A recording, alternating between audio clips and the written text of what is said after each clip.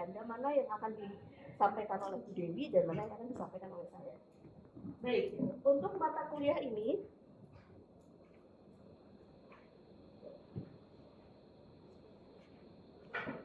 ya, silakan. Waalaikumsalam. Ya.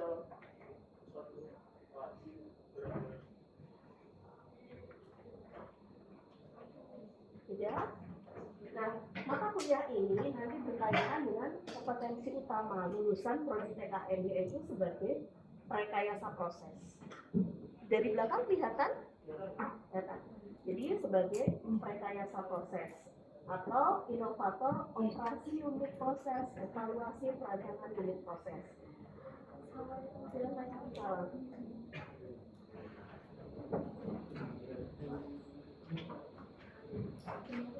Ya, baik. Selain itu juga sebagai kaitannya bukan peneliti ya, tapi sebagai peranata gitu ya, atau teknisi yang itu nanti berkontribusi dalam menyusun proposal dan pelaksanaan penelitian atau memberikan alternatif ide untuk penyelesaian suatu masalah. Nah, pengembangan kepribadian yang diperoleh dengan mengikuti mata kuliah ini dari aspek kognitif, psikomotorik maupun afektif. Yang pertama adalah menyusun model matematis dalam bidang teknokimia nuklir. Jadi itu adalah hal yang diharapkan pertama di dalam mata kuliah ini adalah Anda bisa menyusun model matematis untuk kasus-kasus yang dihadapi di bidang teknokimia nuklir. Kemudian setelah membuat modelnya, Anda diharapkan bisa menyelesaikannya dengan metode numeris. Nah, metode numeris ini harusnya sudah Anda dapatkan di matematika. Anda dapat matematika 3 SKS kan? Itu sebetulnya gabungan antara matematika dasar dan matematika terapan. Baik, kemudian aspek psikomotorik ya terkait dengan keterampilan, teman-teman nanti bisa memvisualisasikan fenomena fisik menjadi bagan gambar yang mudah untuk dipahami. Jadi suatu fenomenanya nanti sebelum dibuat model harus dibikin dulu dalam bentuk bagan sehingga mudah memahaminya. Mana yang masuk, mana yang keluar, mana yang proses gitu ya. Nah, kemudian Anda juga harus terampil menggunakan alat hitung. Karena nanti biasanya model itu digunakan untuk memprediksi sesuatu, berarti Anda harus menguasai bukan software ya. Kalau di sini mungkin masih menggunakan Excel gitu ya. Masih menggunakan Excel gunanya apa? Untuk memprediksi. Jadi dihitung tuh bisa sebetulnya, dihitung biasa, manual bisa, tapi akan banyak waktu yang Anda butuhkan. Sehingga keterampilan yang lain adalah selain menghitung, Anda juga harus menggunakan alat hitung atau software. Nah, kemudian aspek afektif yang dikembangkan itu minimal berpikir konseptual. Jadi konsepnya seperti apa, analisisnya seperti apa, kemudian kuantitatifnya bagaimana, logis enggak, kreatif enggak Anda, nah, itu termasuk yang akan kita nilai. Oke? Nah, karena Anda ada kenuklirannya, maka mau nggak mau nanti selain studi kasus di teknik kimiaan biasa, mungkin ada juga nanti yang bersinggungan dengan studi kasus yang terkait nukliran, gitu ya. Misalnya menghitung waktu peluruhan, seperti itu. Itu salah satu contohnya.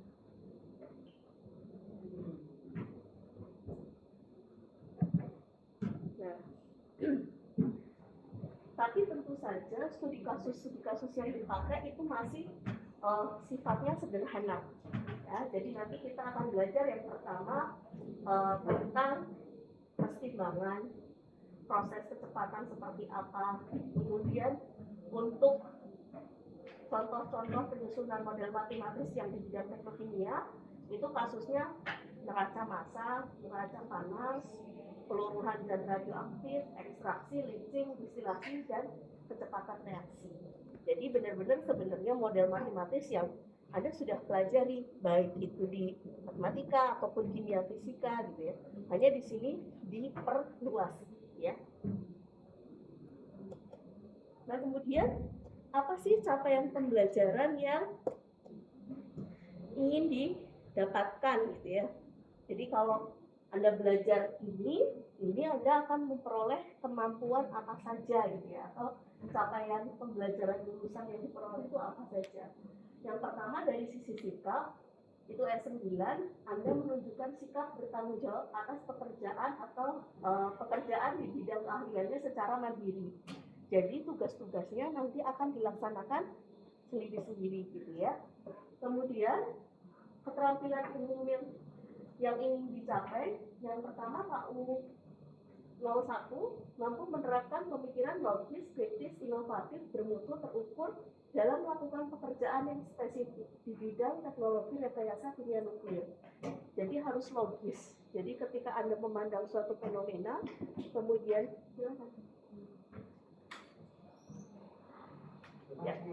ya silakan. Kemudian nanti Anda mengkonversi menjadi bagannya, itu harus logis, gitu ya. Kalaupun misalnya ada yang dibuat sederhana, disederhanakan, berarti Anda harus menuliskan boundary condition-nya seperti apa. Jadi harus di step di situ. Nah kemudian KU 11 itu mampu menggunakan teknologi informasi yang mati lampu. ya sudah apa kita sambil nunggu paling mungkin juga 5 menit 10 menit ya. Pas mati lampu. Nah ini mungkin baru aja. Ini mumpung Bu Dewi ada di sini ya. Jadi nanti kita yang lampu saya dan Bu Dewi ya. Terus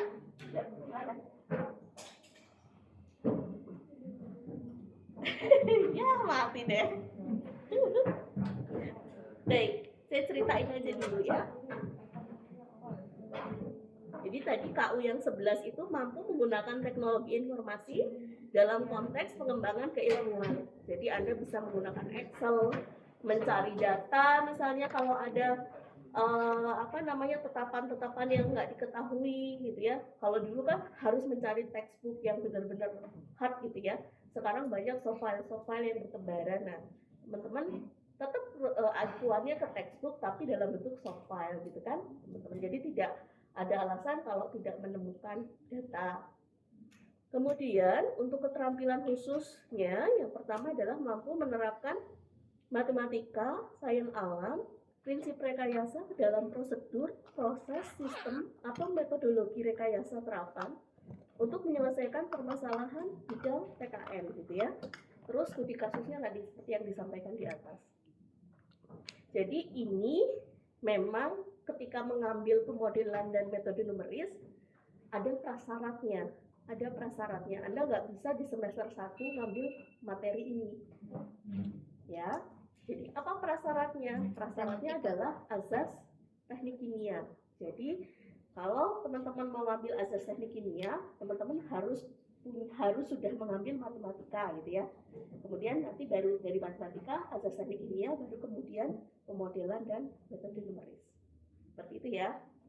Kemudian pengetahuannya P02-nya menguasai konsep teoritis matematika, kimia dan fisika terapan, meliputi prinsip rekayasa dan perekayasaan yang mencakup aplikasi matematika, azas-azas teknik kimia, termodinamika, perpindahan panas, analisis sistem dan perancangan proses yang diperlukan dalam industri kimia dan atau teknologi nuklir secara mendalam. Ya, nanti kita coba kupas satu persatu.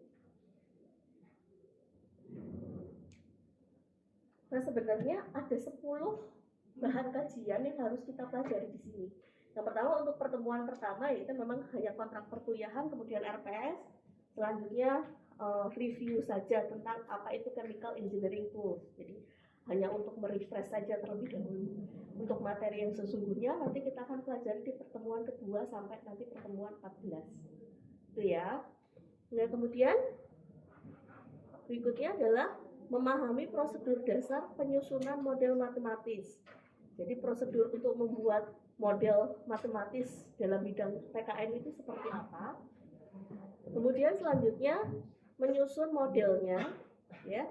Kemudian apa yang disusun, model matematis apa yang disusun? Yang tadi ada keluruhan zat radioaktif, ada kasus sederhana berbasis neraca massa, ada kasus sederhana berbasis neraca panas konduksi ataupun antar fasa gitu ya.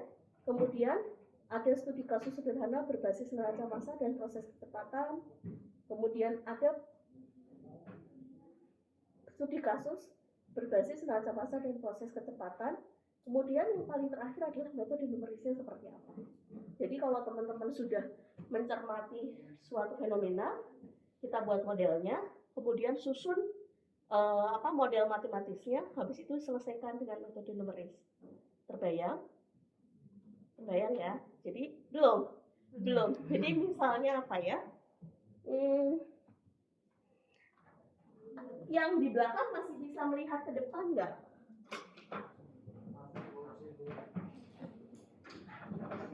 Kalau ke samping sini,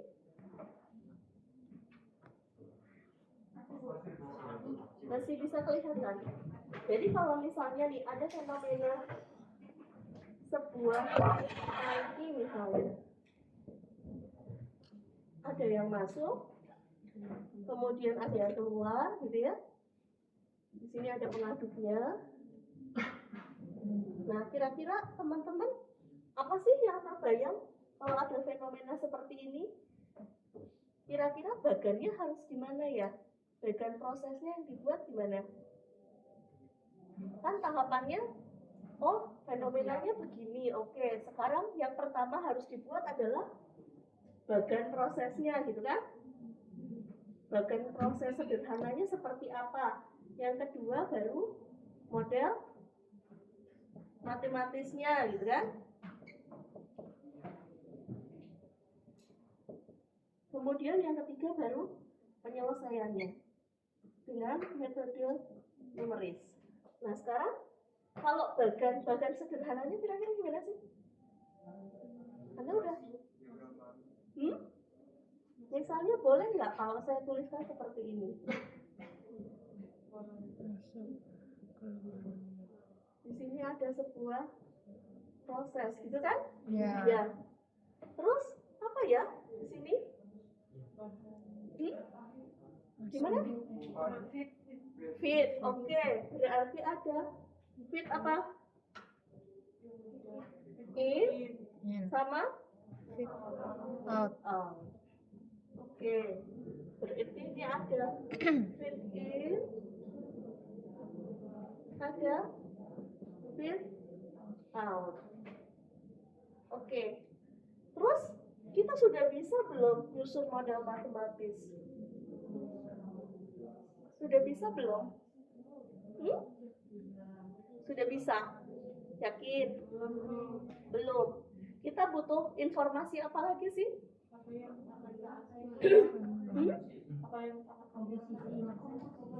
Komposisinya? Proses apa yang terjadi di sini, gitu kan? Apakah ada proses hanya proses fisik atau ada proses kimia, gitu kan di sini? Ya enggak? Nah, anggaplah kalau misalnya tidak ada proses kimia, hanya proses fisik saja.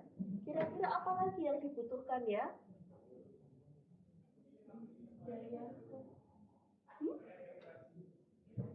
Apa? Kuantitasnya atau masanya. Betul. Jadi kuantitasnya atau masanya. Sekarang yang dimasukin masanya berapa?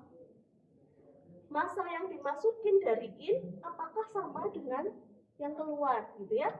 Kan kita akan punya pilihan. F in sama dengan F out, atau F in lebih besar dari F out. Model matematisnya akan sama atau berbeda? Berbeda. Ada yang bisa menuliskan kalau misalnya F in sama dengan F out, kira-kira model matematisnya seperti apa? Ada yang ingat? Gimana? F in out sama dengan 0. Atau kalau dibahasakannya biasanya apa sih? Yang sering teman-teman dengar? Steady state. Ya, jadi yang ini adalah keadaan steady state. Oke. Nah sekarang kalau F in-nya lebih besar dari F out, kira-kira?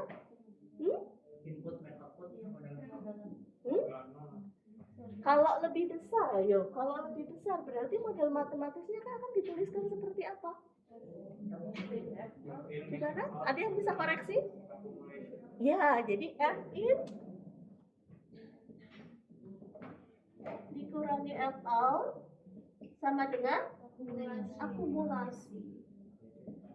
Karena yang masuk lebih banyak, yang keluar lebih sedikit, berarti akan ada akumulasi. Coba bayangin, kalau yang masuk 5 liter, setiap yang keluar 3 liter per menit misalnya. Per menit, ini juga per menit. Berarti setiap menit akan ada akumulasi berapa? 2 liter per menit. Ya. Nah, terus gimana kalau misalnya ada pertanyaan, pada berapa, kapan sih dia misalnya mencapai akumulasinya 100 liter? Teman-teman bisa hitung nggak? Bisa hitung nggak? Bisa? Bisa. Gimana cara menghitungnya?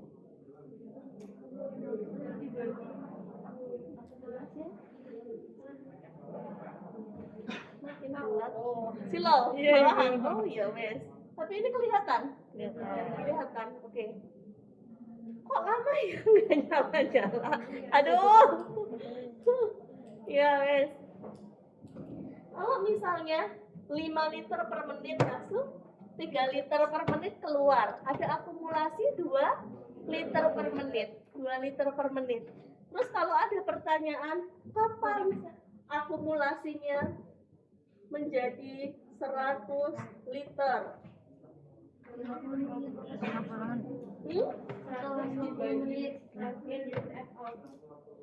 Gimana? 100 dibagi? Oke. Coba ya, kita coba ya. Ini berarti 5 liter per menit dikurangi 3 liter per menit, kemudian jadi 100 gitu ya? Tahu nggak sih? Benar apa enggak? Benar? Benar. Oke, 100 liter. Berarti gimana nih? Ini 2 liter per menit, 100 liter. Terus di sini menit. Iya kak? Iya. Gimana? Benar. 100 liter dibagi 2 liter Per menit sama dengan 100 liter dibagi 2 liter. Berapa nih? 50 50 menit kah? baru sepermenit. Seper Menit. benar nggak? Enggak. Kenapa? Karena akumulasinya di sini juga seper menit, ada menitnya. Di sini akumulasinya, oh enggak, ini nggak ada menitnya. Berarti di sini harus ada waktunya kan? Iya. Berarti menghitungnya nggak begini. Gimana dong jadinya? Ayo.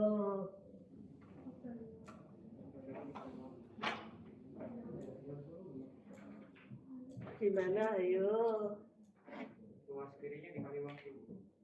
Luas kirinya Luas kirinya yang sebelah sini dikali waktu. dikali waktu dikali T, gitu ya? Gitu? Oke. Kemudian ini kan per menit juga ya. Ini berarti T sama dengan 100, ini kan berarti bisa dicoret semua satuannya. 50 dibagi 2 berarti 50 menit. Itu dengan asumsinya apa kira-kira menurut teman-teman? Dengan asumsi alirannya konstan. Kalau alirannya konstan itu kaitannya sama apa? kecepatan aliran. Ayo, kira-kira kalau misalnya 2 liter sama 100 liter tingginya sama apa beda di dalam tangkinya? Beda. Kalau tingginya beda berarti tekanannya berbeda. Nah, kita mengasumsikan di situ tidak ada perbedaan tekanan. Sehingga kita anggap, oh iya itu 50 menit. Jadi kita tidak memasukkan variabel itu. Padahal variabel itu ada nggak? Ada. Nah, itu harus nanti dituliskan namanya boundary condition di situ. Terbayang ya? Jadi teman-teman akan mengamati suatu fenomena seperti ini, nyusun bagan prosesnya seperti apa, analogi prosesnya seperti apa gitu ya, anggaplah begitu. Kemudian model matematisnya bagaimana, baru nanti penyelesaiannya. Jadi penyelesaian angka akhir ini benar-benar yang terakhir dilihat. Makanya kenapa tadi harus logis gitu ya, harus logis, sistematis seperti ini. Jadi nanti ketika Anda menjawab soal itu juga harus seperti itu. Nggak bisa ujuk-ujuk Anda nulis ini. Kalau Anda ujuk-ujuk ngasih model ini kemudian bersama hasil, nah itu saya akan menilainya ya hanya 30% aja. Karena saya nggak mendapatkan gambaran apa yang Anda pikirkan.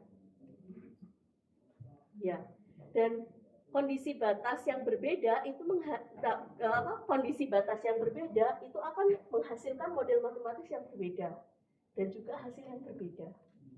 Gitu. Jadi bisa jadi untuk soal yang sama mungkin si A sama si B akan berbeda. Nggak apa-apa, nggak harus sama, tapi harus logis dan sistematis biar saya bisa merunut bener nggak anak ini, gitu ya.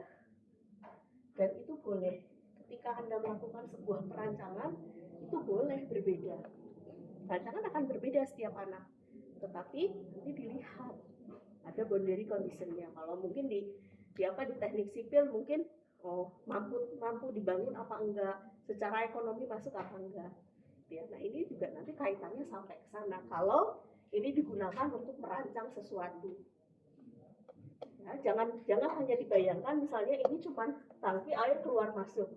Gimana kalau misalnya Anda diminta untuk merancang sebuah kolam pengolahan limbah untuk sistem aerobik, untuk kolam aerobik gitu ya, aerobik digestion yang untuk limbah. Nah itu kan modelnya juga seperti ini kan, masuk keluar gitu kan, waktunya kapan gitu, modelnya seperti ini. Jadi dari sesuatu yang sederhana seperti ini mungkin akan diterapkan untuk hal-hal yang Anda nggak terbayang sebelumnya. Oke, sampai situ dulu. Ada pertanyaan?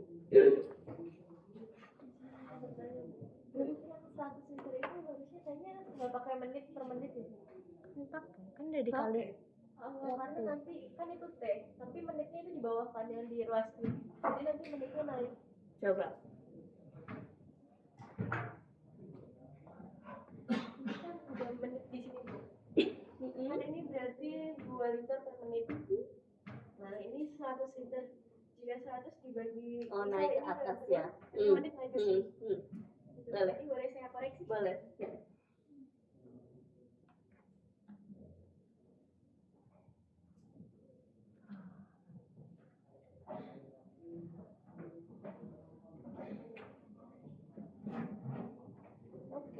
Seperti teman-teman nanti keliru.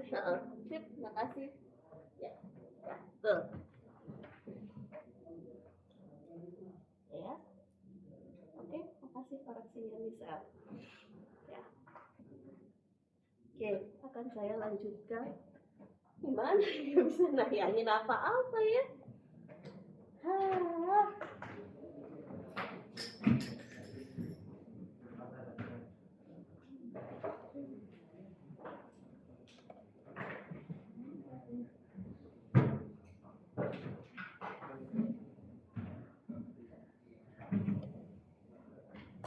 Oke, buku yang dipakai ya untuk referensi yang dipakai. Jadi silahkan nanti teman-teman cari dulu bukunya hari ini. Untuk yang bahasa Indonesia ada pemodelan matematis dan penyelesaian numeris, bidangnya teknik kimia. Ini karyanya Pak Wahyudi Budi Setiawan. Pak Wahyudi Budi Setiawan namanya, pemodelan matematis dan penyelesaian numeris bidang teknik kimia. Itu software-nya juga ada. Kemudian ada buku juga yang terkait applied mathematics dan model for chemical engineering. Nanti saya kirim RPS-nya ke Siakat ya, saya upload di Siakat. Kalau nanti nggak bisa diupload di Siakat, mungkin saya kirimkan ke salah satu dari kelas Anda. Ya. Kemudian yang lain buku applied mathematics ya, ada 3. Ada buku applied mathematics yang digunakan untuk penyelesaian chemical engineering. Jadi ada 4 nanti buku referensi. Kalau untuk yang bahasa Indonesia itu pemodelan matematis dan penyelesaian numeris bidang teknik kimia. Ya. Kemudian kita harus mensepakati sesuatu. Jadi aspek yang mau dinilai apa gitu ya. Sebelumnya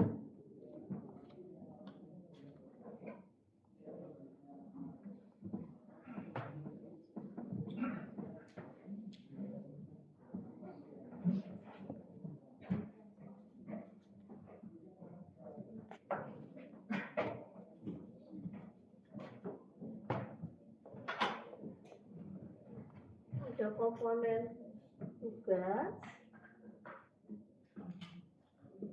UTS, UAS, dan ada kehadiran.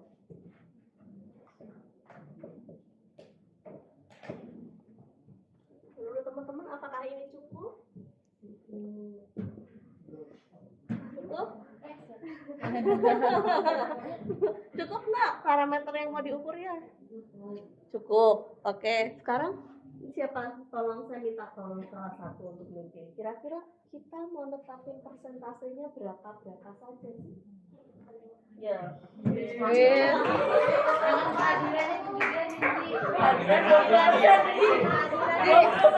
Ya hadirin 100%. 100 nggak sih? Iya. 01 bunyinya. Ya, berapa? Kehadiran tuh maksimal 10% ya. Kehadiran dan keaktifan sebenarnya. Hadir diam aja juga sama aja. Bisa dinilai. Boleh aktifan gimana, Bu? Hah? Ditambah keaktifan. Kalah. Kehadiran aja dulu. Berapa Iya. persen? 10. Maksimal. Badri deh. Nah, kan memang maksimal 10, kita maksimalin aja. Tugas ini kayaknya Kalau tugas boleh ya, kita besarin. Ya. Kita evaluasi sini Iya. bener ya. Nanti kalau ada yang nggak ngirim tugas, oh boleh. Bener loh ya. Pribadi masing-masing. Iya. tugas mau berapa teman-teman? 2,5, 25 nggak perlu. Maksimal Ada maksimal tugas berapa? Maksimalnya itu 30. Udah 30%.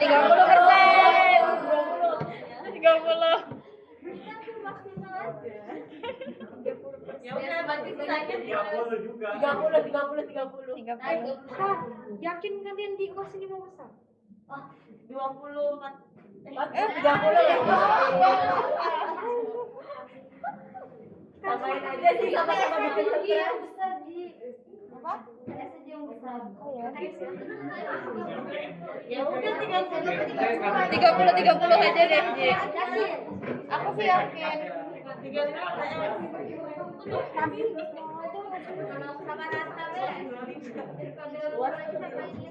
Oh iya. Iya.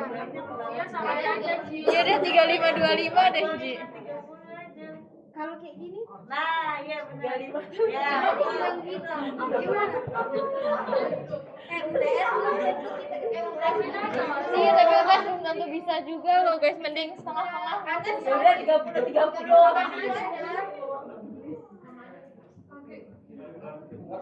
Nyala-nyala ya, panas banget. Iya.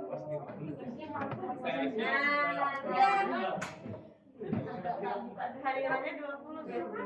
Nggak boleh maksimal 10. Kalau boleh juga Ya, bener nih, udah sepakat bulat. Boleh nggak hadirannya tambah 5? Boleh import itu maksimal. Tugasnya lagi tugas 5. tugasnya lagi nambah 5. Iya, Oke, sudah? Oke, baik. Ya, jadi proporsi tugas sama proporsi UTS UAS itu sama. Jadi jangan sampai ada teman-teman yang nggak mengumpulkan tugas satu aja. Dan jangan coba-coba untuk copy paste punya temennya. Ya, oke. Begitu Anda copy paste, kurang nilainya sudah dijatuh. Oke, tugasnya ada berapa? Tugasnya kira-kira sebelum UTS ada 3, setelah UTS kira-kira 3 juga. Jadi Anda nanti akan punya 6 tugas di sini. Oke. Dan itu wajib untuk dikumpul. Soalnya nanti kalau Anda nggak banyak berlatih, yakin deh pas UTS, UAS juga nggak bisa.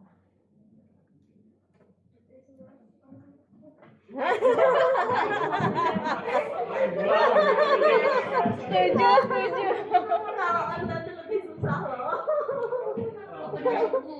Sama aja, ya? Jadi pertanyaan Iya. dari Bu Ega sendiri, dari UTS itu yang diambil soalnya ada kemungkinan ada kaitannya dengan tugas yang diberikan atau Iyalah. bertolak belakang. Iya lah, ada lah.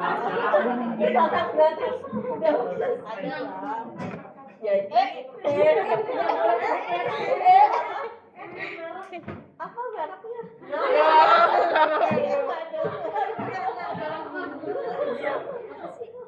Ya, jadi sebenarnya kalau teman-teman tahu, sebelum jadi sebuah RPS itu yang namanya mata kuliah itu ada bahan kajiannya. Ya, ada bahan kajiannya.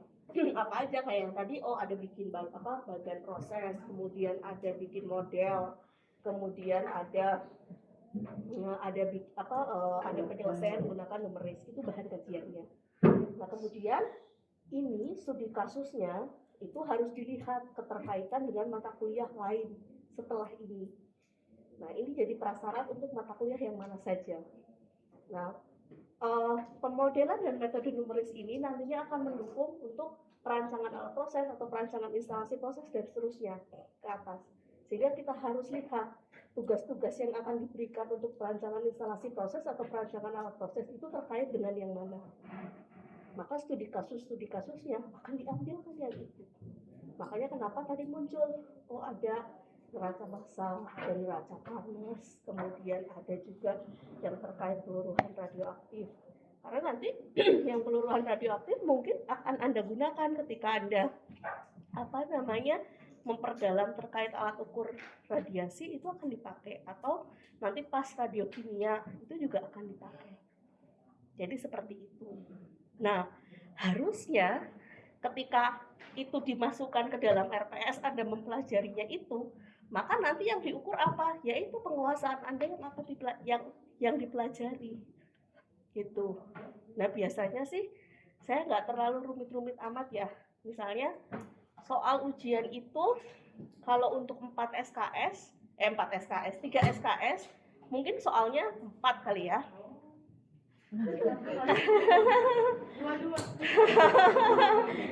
Misalnya soalnya 4. Nah, dari 4 itu biasanya 2 soal itu diambilkan dari soal yang sudah pernah dikerjakan. 2 soal adalah soal yang betul-betul baru, tapi gitu ya, sebenarnya nggak baru-baru amat kalau Anda cermati, polanya sama. Hanya benar-benar berbeda dari sisi bahan dan seterusnya. Nah, kalau dua untuk soal yang pernah Anda kerjakan, itu biasanya hanya bermain-main saja. Misalnya yang tadinya jadi jawaban, yang ini dibalik jadi yang ditanyain. Gitu ya. Atau dinaikin kapasitasnya. Misalnya kayak yang tadi, itu 100. Mungkin saya akan bermain di situ, angkanya diganti. Itu. Jadi saya memastikan untuk bisa mengukur kemampuan Anda betul-betul. Kalau misalnya soalnya susah banget, terus Anda nggak bisa ngerjain, saya mau menilai apa? Saya mau ngukur apa? Kalau misalnya kertasnya kosong gitu, bingung kan? Saya benar-benar nggak bisa menilai. Anda punya kemampuan nggak untuk membuat sebuah bagan proses? Punya kemampuan nggak untuk menyusun model gitu? Kalau kertasnya kosong, saya benar-benar nggak bisa nilai apa-apa. Bahkan untuk memberikan nilai 10 aja untuk ngupai upaya Anda itu juga nggak bisa karena nggak ada tulisan apa-apa. Nah itu yang nggak saya harapkan. Ya, jadi paling enggak silahkan nggak ngertinya Anda tuliskan di situ. Soalnya tuh paling nggak diketahui apa yang ditanyain apa gitu ya. Terus bagannya dibuat sepemahaman Anda. Tapi jangan benar-benar dibiarin kosong. Ketika dibiarin kosong, saya nggak bisa nilai apa-apa. Ya, paling nggak kalau misalnya itu dibuat, misalnya saya kasih nilai 25, dapat D loh. Tapi kan ada nilainya. Tapi kalau benar-benar kosong, 0, kalau 0 E. Dan nilai D itu bukan tidak boleh, itu boleh. Dan ada persentasenya, saya agak lupa. Kayaknya 10-15% dari semua total mata kuliah yang diambil boleh loh D, kecuali yang nggak boleh adalah untuk agama, Pancasila, itu nggak boleh. Jadi agama C boleh. Hah? Kenapa? Agama C jangan kebangetan dong. Jangan kebangetan dong. Jangan kebangetan. Nanti Jumatan kok bisa rajin. Ya, gitu ya. Ya, dan teman-teman juga harus tahu nilai C itu bukan nilai haram gitu loh. Iya, saya harus katakan kepada Anda, nilai C itu bukan nilai yang haram. Mungkin saya Bu Dewi bisa cerita kalau di UGM itu nilai itu ditempel, ada suatu dinding khusus untuk nempel nilai, dan nilai C, nilai D itu biasa aja gitu, banyak aja gitu, nggak dan ya nggak apa-apa juga gitu. Kalau belum bisa ya tinggal ngulang lagi, nggak apa-apa juga. Jangan sampai gara-gara nilai C tuh hidup Anda hancur gitu loh. Ya, kenapa saya nyatakan seperti ini, karena ini pengalaman di tahun-tahun sebelumnya itu banyak ada yang begitu dan banyak yang begitu. Karena anak TKN kan Anda kan disaring dengan sangat ketat. Anda pilihan gitu kan. Anda cerdas-cerdas, mungkin tidak terbiasa untuk jatuh. Jadi ketika jatuh tuh nggak tahu caranya bangkit itu gimana.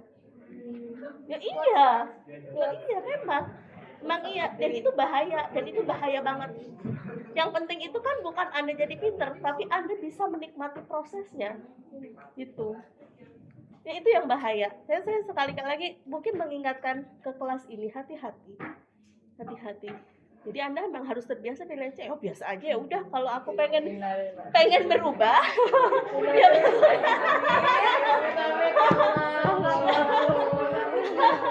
ya maksudnya kalau Anda udah berusaha terus nilainya belum bagus, ya udah tinggal besok diulang lagi gitu aja, susah gitu kan. Ya, tolong ya diingat-ingat ya. Ini beneran loh saya, karena di angkatan sebelum-sebelumnya ada yang begitu. Atau nanti diam ngilang aja. Nah itu kalau ngilang tuh Anda nggak nyelesain masalah. Hidup Anda ya nggak akan selesai di situ-situ aja terus. Ya, gitu ya. Oke ya, sepakat ya kita. C itu nggak haram, oke?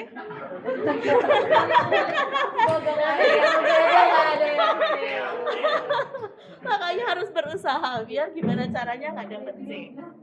Oke, ini saya akan catat dan saya akan masukkan ke dalam siakan ya. Jadi ini nanti akan masuk ke dalam kontrak perkuliahan kita juga. Nanti salah satu dari Anda akan menandatangani kontrak perkuliahan. Saya akan lengkapi terlebih dahulu. Nanti salah satu menandatangani kontrak.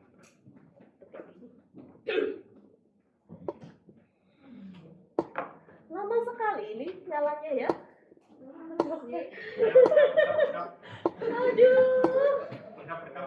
Jadi BRIN malah tambah ini ya.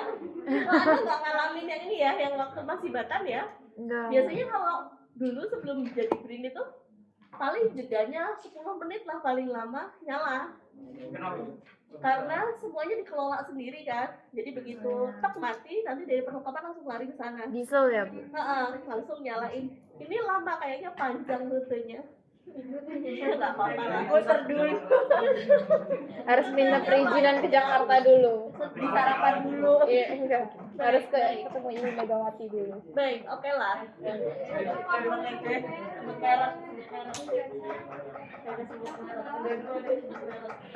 Jadi ini sponsornya banyak ya.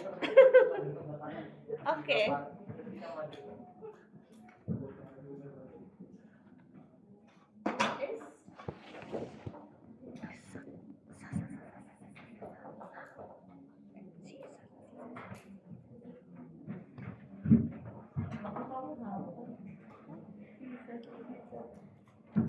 Baik. Jadi saya pengen menampilkan sama aja ya, nggak bisa.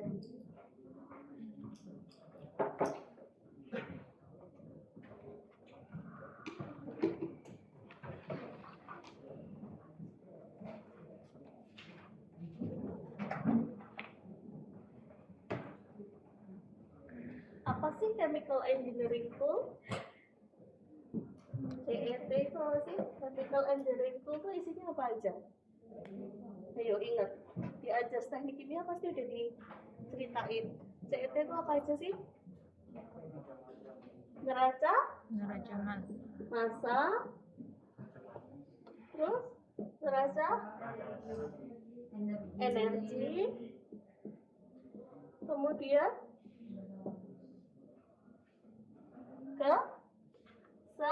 keseimbangan,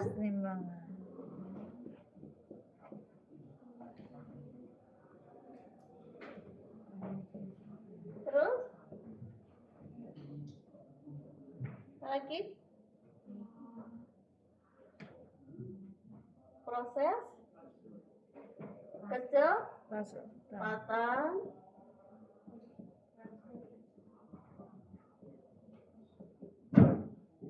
terus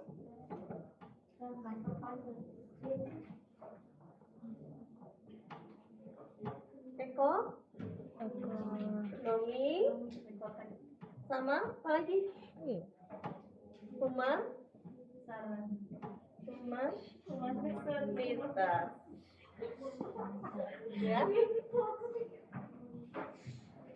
Ya, jadi bukan hanya dilihat dari proses kimia apa, proses fisiknya seperti apa, kemudian secara ekonomi bisa apa enggak, tapi dilihat juga humanis enggak, dia ramah lingkungan enggak, dilihat dari sana.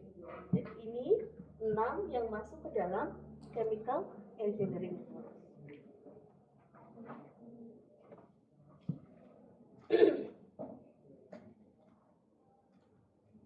Nah, oke, ini ya. Oke, kemudian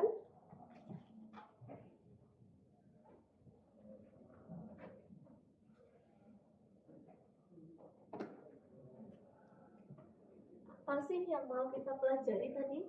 Ada kasus, gitu ya. Kemudian penyelesaian model matematisnya seperti apa?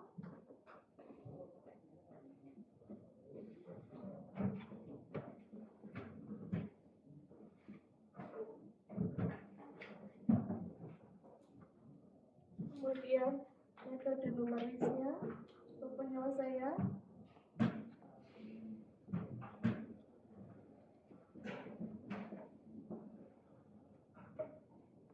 Ya, di sini nanti ada jawabannya. Gitu ya. Nah, kita nanti akan fokus di sini, di pemodelannya.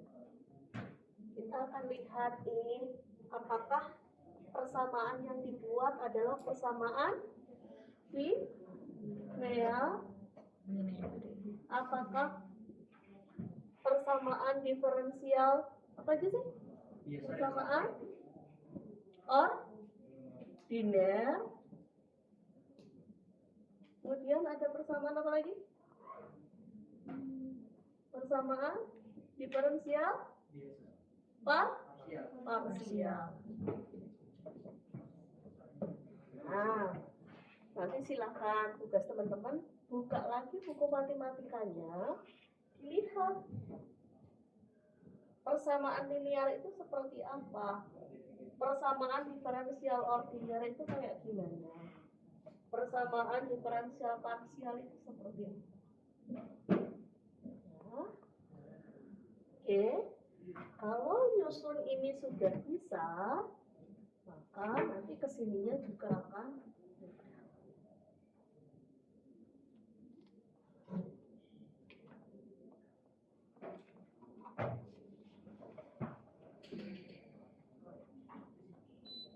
Alhamdulillah. Baik.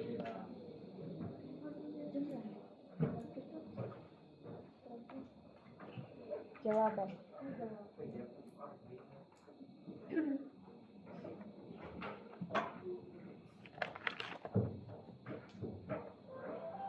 Ini perlu dibedah lagi nggak ya? Perlu ya. Maaf ya, kalau soalnya tinggi banyak pahalanya. Jangan gitu Bu, nanti dia terbang Bu.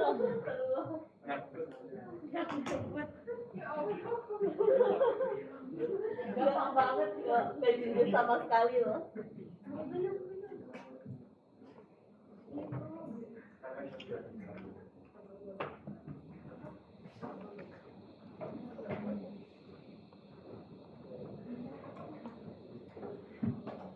Oke, sambil nunggu, saya tadi ada yang terlupa sedikit. Untuk yang proses kecepatan, CET untuk proses kecepatan ya. Ini kan ada neraca massa, neraca energi, kemudian ada proses kecepatan. Proses kecepatan itu dibagi dua.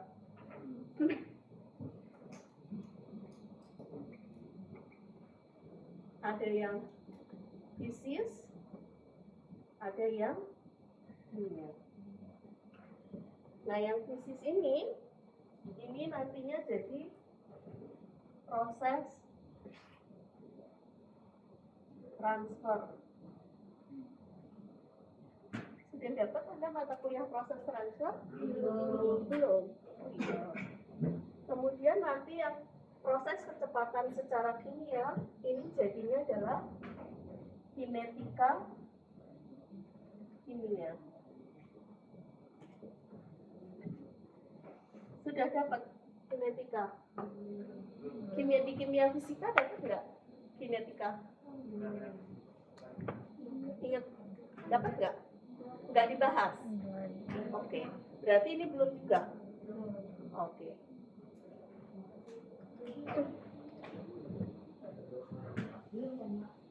Benar. Oke lah. Oke, berarti itu catatan saya.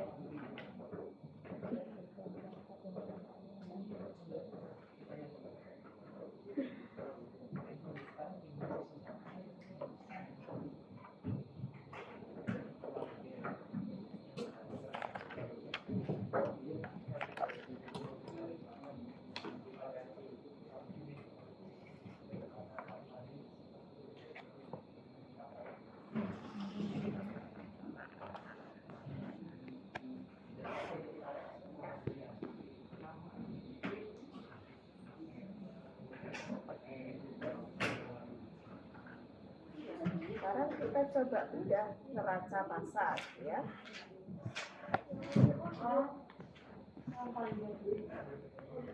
Yang tadi yang teman-teman sudah bahas tadi, jadi penyusunan neraca massa kalau berdasarkan hukum kekekalan massa, massa itu kekal gitu ya, tidak dapat dimusnahkan dan tidak dapat diciptakan. Nah, bentuk dasarnya kalau di teknik kimia itu rate of mass input dikurangi rate of mass output sama dengan rate of mass accumulation. Nah, kalau untuk suatu proses yang ada reaksi kimianya, maka ada tambahannya. Tambahannya apa sih itu? Rate of formation sama rate of disappearance. Itu apa sih? Jadi kecepatan pembentukan Dan juga produk gitu kan, kecepatan pembentukan produk dikurangi kecepatan berkurangnya reaktan gitu ya. Jadi ada sesuatu yang ditambahkan, A sama B yang ditambahkan gitu ya kan, berarti itu inputnya. Kemudian apa, ada kan yang terbentuk setelah itu bereaksi? Oh ada. Kemudian ada yang berkurang nggak? Ada pengurangan dari reaktan. Jadilah rate of mass accumulation ya. Jadi ketika menyusun neraca massa, dilihat dulu fenomenanya ada nggak reaksi kimia. Ya, makanya kenapa proses kecepatan itu harus dilihat, proses kecepatan fisis atau proses kecepatan kimia. Kalau kimiawi berarti nanti kaitannya dengan kinetika reaksi. Kalau enggak berarti dengan proses transfer. Sampai situ bisa dipahami? Bisa?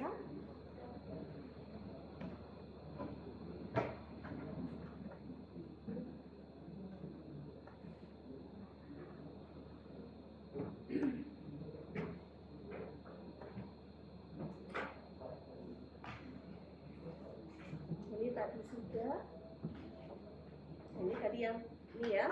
Jadi kalau misalnya tadi ada analogi, ada yang masuk, ada yang keluar. Kalau F jumlah yang masuk dengan jumlah yang keluarnya sama, maka tidak akan terjadi akumulasi. Maka masanya itu tidak akan sama dengan akumulasi atau ini F dalam T ya, itu akumulasi, itu simbol dari akumulasi. Kalau unsteady state di mana F1 lebih besar dari F2, maka massa atau akumulasinya itu akan mempengaruhi waktu.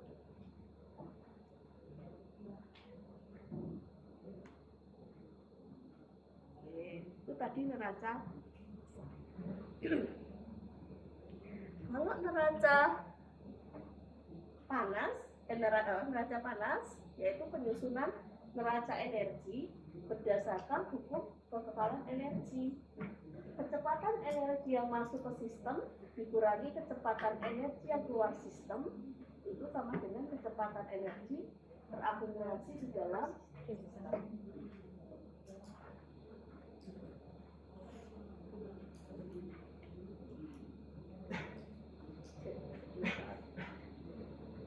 Contohnya seperti ini. Kakak kasih contoh dulu.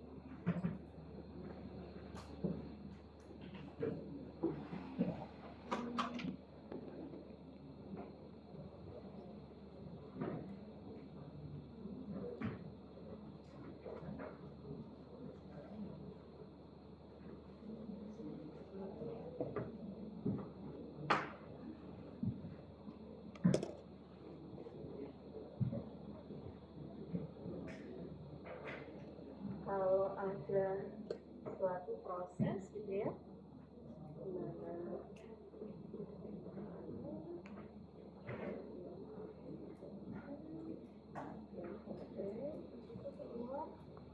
kemudian ada panas yang masuk gitu.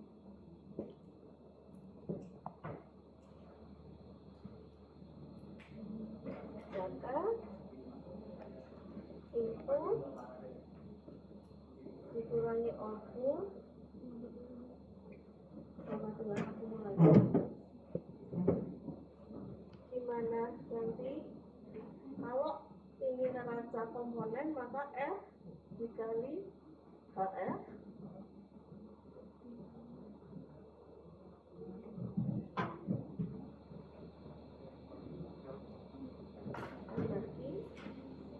dikurangi yang apa? Dikali HP juga dikurangi F dikali HF sama dengan 0. Kalau dia apa? Kalau dia steady state ya. Jadi boundary conditionnya adalah steady state. HL kan apa panjangan? F itu apa? Ini masanya. Oh. Terus HF ini apa? Panas, sensible. Sudah dapat perpindahan panas? Belum. Sudah dapatnya kapan? Itu transfer dia cuma transfer nggak sih? Langsung panas belum atau Panas? Belum. belum Di yang semester ini apa aja? termodinamika sampai mekanikal fluida. Ya. Ya.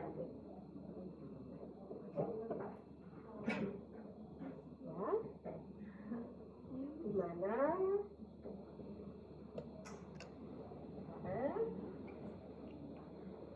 Itu sama dengan aktivitas panas dikali TF kurangi T referensinya.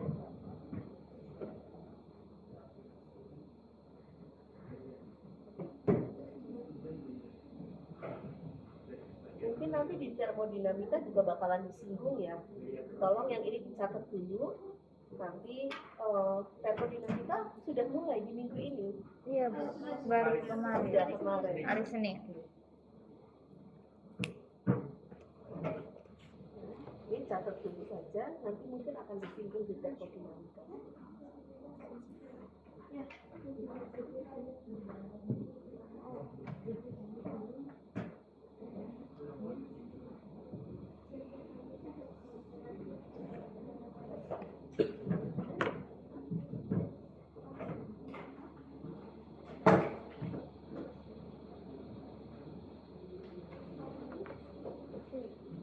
Jadi sambil saya catetin juga ada apa-apa saja yang belum.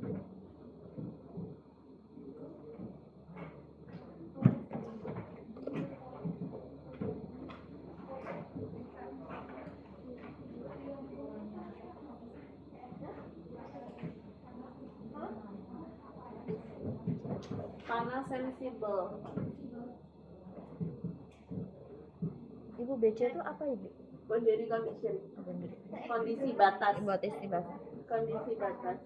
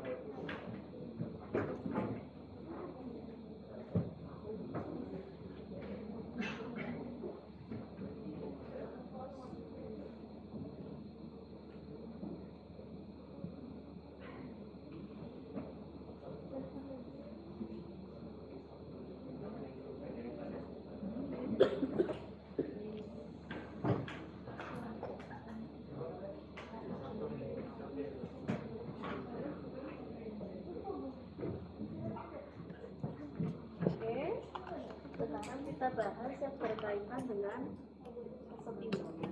Ya, kesetimbangan itu ada kesetimbangan fisis, ada kesetimbangan kimia. Nah, ini biasanya kesetimbangan fisis dan kesetimbangan kimia itu sesuatu yang bolak-balik gitu ya. Jadi nggak berdiri sendiri, tapi dia memang sesuatu yang bolak-balik. Ini digambarkan seperti ini.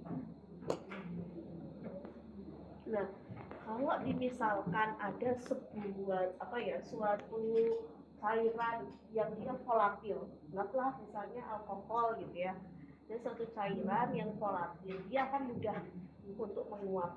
Nah, dan ketika menguap menjadi gas, itu kondisinya tidak terus diam aja, dia juga mungkin akan balik lagi ke bawah gitu ya. Nah, kondisi setimbang adalah kondisi bolak-balik.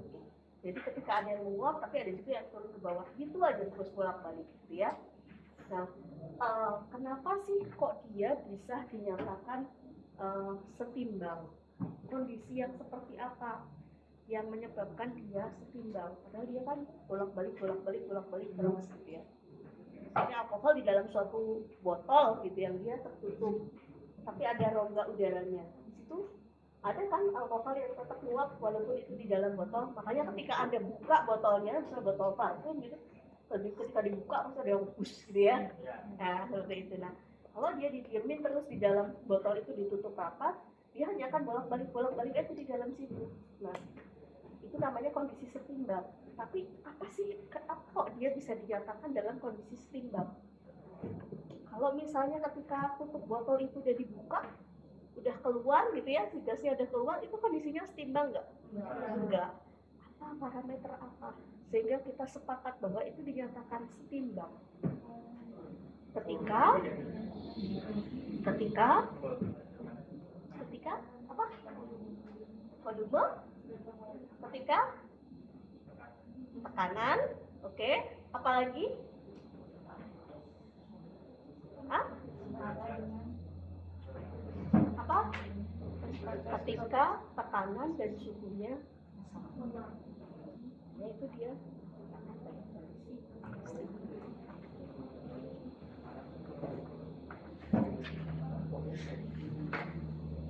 Nah, oke ya. Yang sama itu yang mana? Tekanan sama suhu yang sama di liquid dan di gas itu sama. Nah, kemudian apa yang berbeda? Yang berbeda adalah di komponennya. Ya, komponennya yang berbeda. Karena kan ketika misalnya alkohol udah menguap, kira-kira yang tertinggal di situ apa?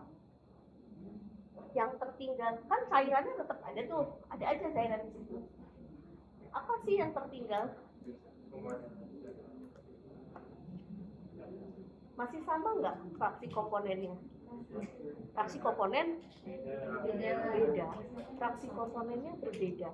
Makanya XI sama YI itu mewakili fraksi ya. Biasanya tuh fraksi itu dituliskannya dalam XI sama YI.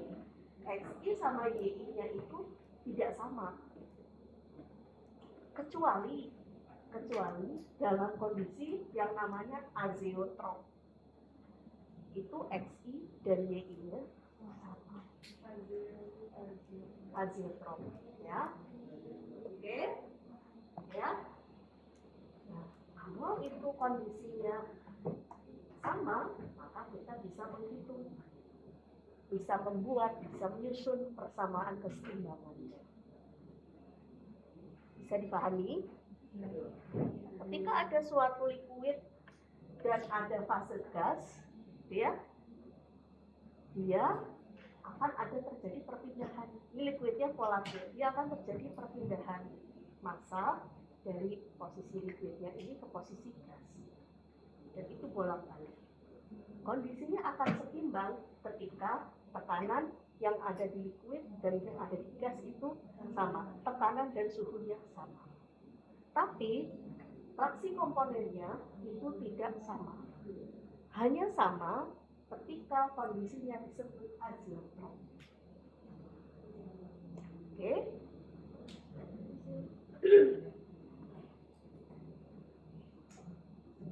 Nah, kalau sudah kondisinya azeotrop, maka kita bisa menyusun persamaan keseimbangan seperti ini.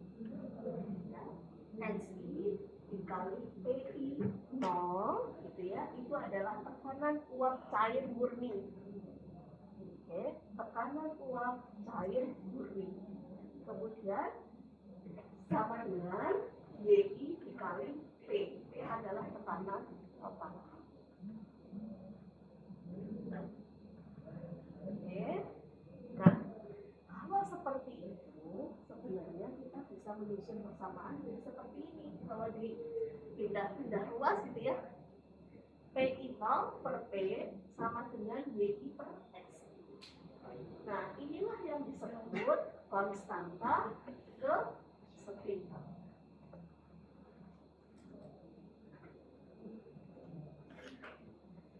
Sampai situ bisa dipahami?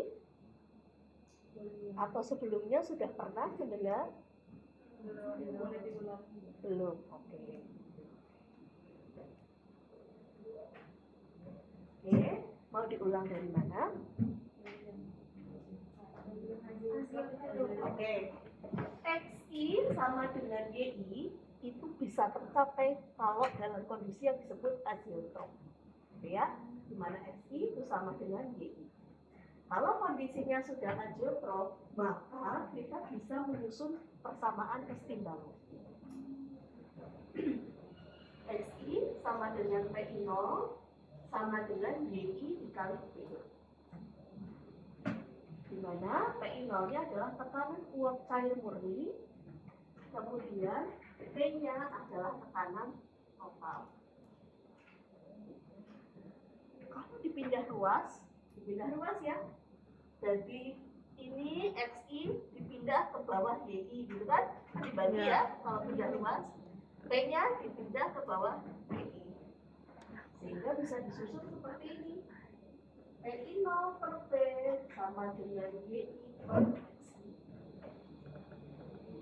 Itulah yang disebut konstanta kesetimbangan. Oke, jadi kalau misalnya nanti teman-teman melakukan sebuah penelitian yang terkait kesetimbangan, teman-teman harus memastikan terlebih dahulu data yang diambil itu benar nggak sudah dalam kondisi setimbang. Kalau belum dalam kondisi setimbang, Anda langsung ambil data, masukkan datanya ke persamaan ini atau persamaan apa gitu yang lain ya, yang tidak dalam kondisi setimbang, pasti kacau. Pasti kacau. Ya. Oke. Saya penasaran, kalau tadi kan gambarannya dalam isi alkohol di dalam vakum. Nah, kalau menyebut azeotrop itu seperti apa, Ibu? Nanti kita bahas kalau pas mulai studi kasus ya. Oke. Nanti biar lebih jelas. Nanti kalau untuk kasus-kasusnya apa, nanti kita coba yang pas studi kasus. Nanti bedah satu-satu. Sabar. sabar. Dan yang perlu teman-teman pahami, angka ini nggak akan bisa jadi cairannya berbeda, cairannya berbeda, suhu dan tekanan yang berbeda, angkanya juga akan berbeda. Makanya teman-teman harus cari handsbooknya, entah itu Ferry atau yang lain. Ya, jadi silahkan nanti setelah saya share RPS-nya, mulai itu cari softfile. Teman-teman sudah bisa mencari buku softfile di internet. TIK nggak diajarin? Diajarin. Kan Anda nggak ada yang ikutan forum-forum kampus apa gitu, cheat sheet jadi mahasiswa, ada nggak? Nggak ada ya? Cheat sheet game.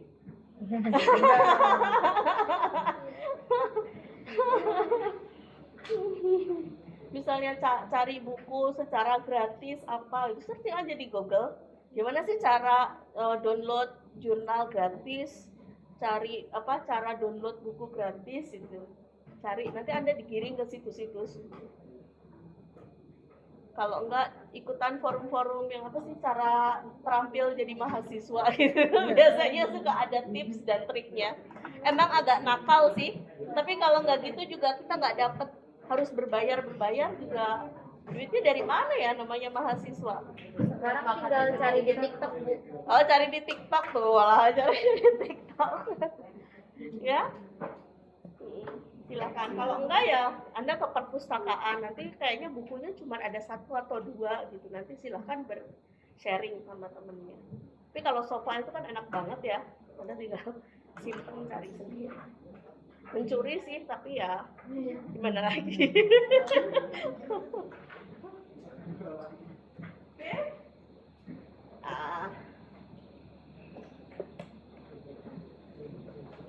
Ya, jadi persamaan kesetimbangan. Oke. Nah,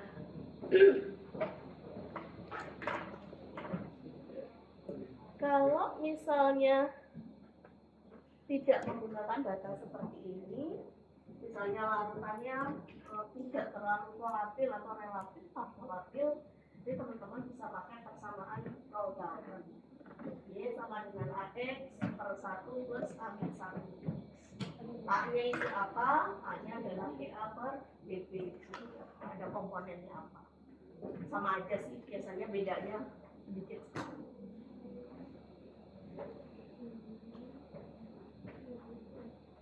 Nah, kalau larutannya sangat encer, jadi dia volatil tapi sangat encer gitu ya, kan berarti uap yang keluar juga sangat sedikit. Nah, gunakanlah persamaan yang namanya persamaan Henry. Y sama dengan H dikalikan X. H itu adalah koefisien Henry. Nah, jadi ini untuk larutan yang volatil. Yang nomor 1 itu relatif volatil, kemudian yang ini larutan yang encer.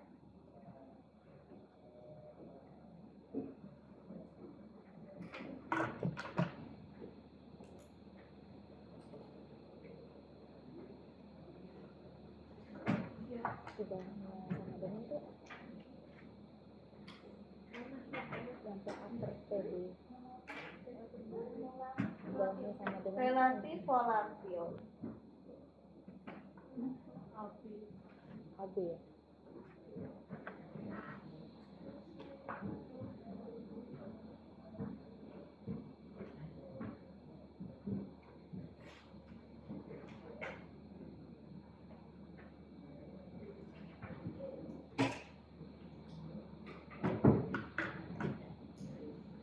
Ini kalau pas online, coret-coretnya langsung di layar. Kalau pas lagi gini kok males ya. Ininya di sana, ininya di sini. Ya udah, di capture aja.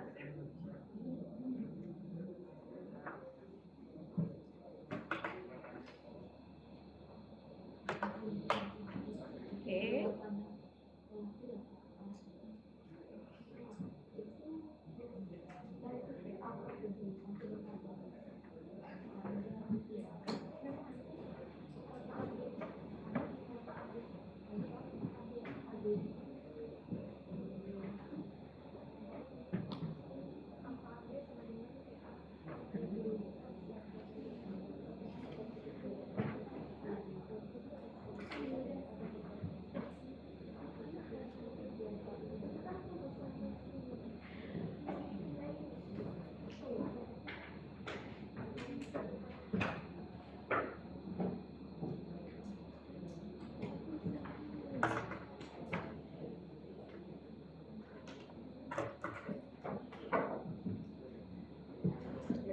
Jangan lupa dibaca, itu ada yang tulisan kecilnya.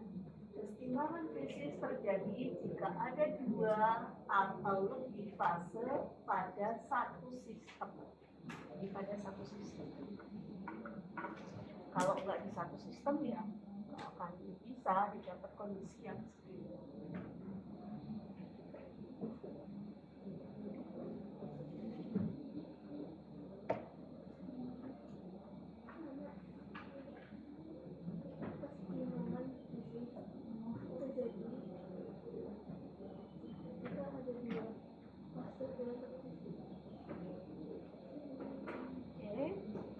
Bisa dilanjutin?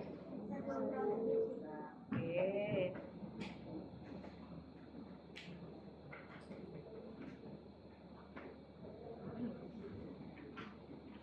Nah, keseimbangan kimia sendiri itu biasanya terjadi pada reaksi kimia yang reversible. Jadi yang bolak-balik. Kalau dia nggak bolak-balik, ya nggak akan bisa mencapai kondisi seimbang. Jadi misalnya kayak apa ya, teman-teman coba deh cermati kakak kelas yang melakukan penelitian untuk absorpsi misalnya. Ya, ada suatu larutan misalnya ditaruh di dalam beker gelas dengan konsentrasi tertentu, misalnya 10 gitu ya, 10. Nah, kemudian dimasukinlah bahan penjeraknya ke situ, masukin. Nah, kemudian biasanya diamati dalam waktu kapan dia akan mencuplik. Misalnya taruhlah dia sudah menetapkan 10 menit, 20 menit, 30 menit gitu kan. Harapannya bisa membuat suatu persamaan. Tapi sebelum membuat persamaan, dia harus melakukan uji pendahuluan untuk mengetahui menit keberapa akan terjadi suatu reaksi kesetimbangan. Jadi kalau misalnya udah lewat dari 1 jam, itu konsentrasi nggak akan berubah-berubah. Artinya ya udah, yang di dalam penjerap juga nggak akan keluar lagi, atau keluar tapi nggak terlalu signifikan. Gitu. Nah itu harus ditentukan dulu. Makanya ada yang namanya percobaan pendahuluan. Itu dalam rangka untuk melihat setimbangnya di posisi mana. Jangan-jangan setimbangnya 2 hari. Kamu ngambil waktu pencuplikannya cuma 10, 20, 30. Ya nggak nyampe datanya. Nggak akan bisa dibuat modelnya. Karena dia setimbangnya di waktu 20 hari. 2 hari. Gitu. Jadi nggak akan bisa dibuat suatu persamaan. Nah persamaannya seperti apa? Biasanya gini, K sama dengan CC, DC, terus koefisiennya C depannya dibagi A, dipangkatkan dengan koefisiennya, dikalikan B, terus dipangkatkan koefisiennya. Nah kalau dijabarkan dalam tekanan dan suhu yang sama, itu akan jadi A plus B per T ditambah C kali T ditambah D T kuadrat. Nah A, B, C, D-nya ini biasanya diperoleh dari data yang ada di Perry atau yang tadi saya bilang di handbook. Itu ya, syarat kesetimbangan tadi tekanan dan suhunya sama.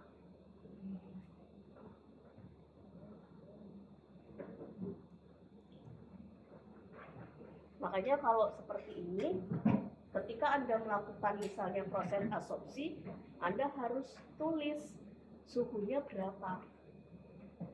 Karena ketika suhunya berbeda, itu akan berbeda nilai K-nya. Ya. Jadi nilai konstanta kesetimbangannya akan berbeda ketika suhunya diubah. Suhu berubah, maka tekanan juga akan berubah. Atau suhunya dibuat sama tapi tekanannya berbeda, itu juga jadinya berbeda.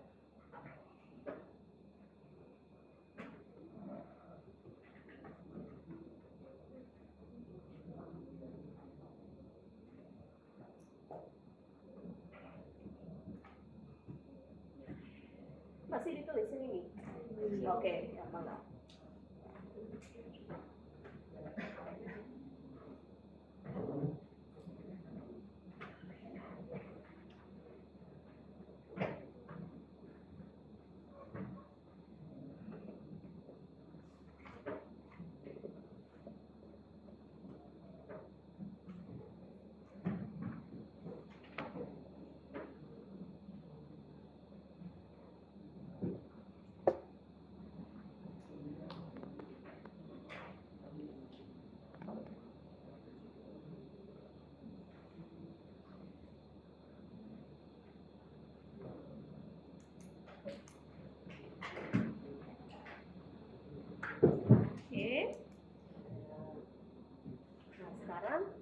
Kalau proses kecepatan gimana?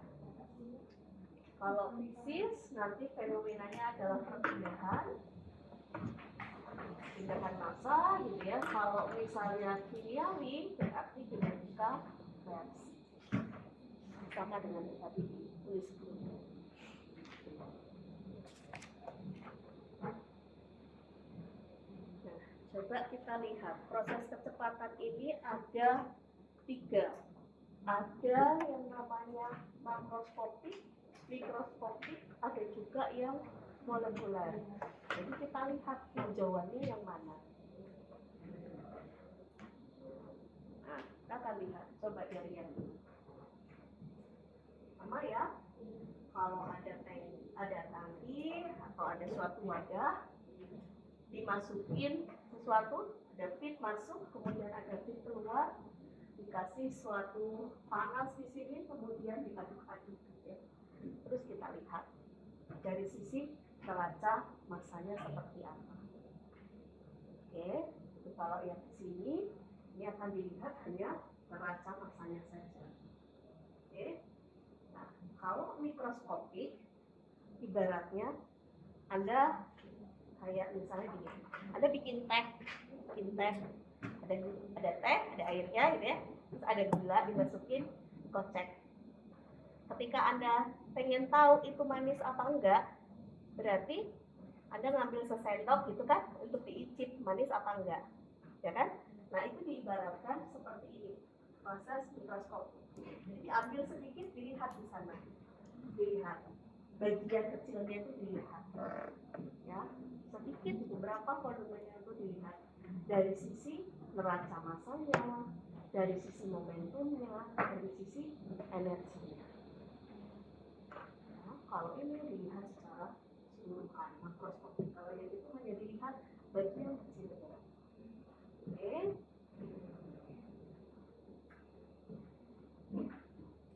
Kalau molekuler gimana? Kalau molekuler dilihatnya dari sisi molekul-molekul yang bereaksi itu seperti apa. Nanti disusun persamaannya tetap menggunakan neraca massa, neraca momentum, dan neraca energi. Tapi dilihat lebih dalam apa yang terjadi dengan interaksi molekul-molekul yang ada di dalam.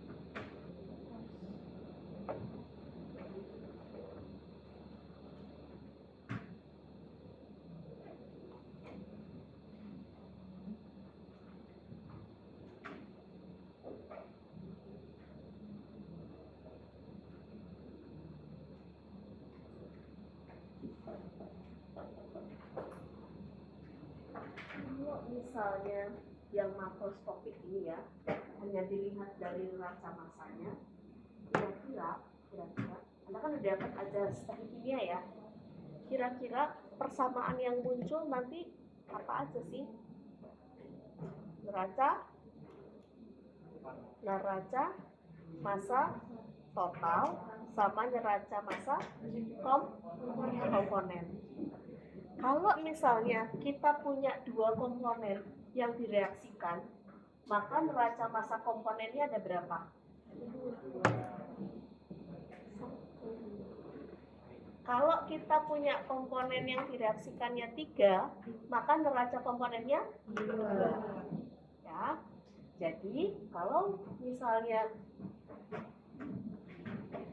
melihat suatu neraca massa gitu ya, nanti kita akan dapat satu persamaan neraca massa total, kemudian ada neraca komponen. Tergantung, kalau komponennya 2, maka neraca komponennya 1. Tapi kalau komponennya 3, maka neraca komponennya persamaannya ada 2. Paham?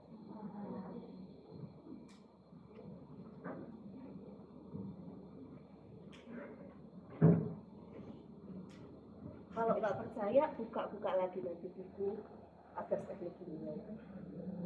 Diingat-ingat lagi. Kemarin libur skip ya. Nggak apa-apa kalau bukunya aja yang skip, tapi ingatannya jangan skip. Harus dibuka-buka lagi.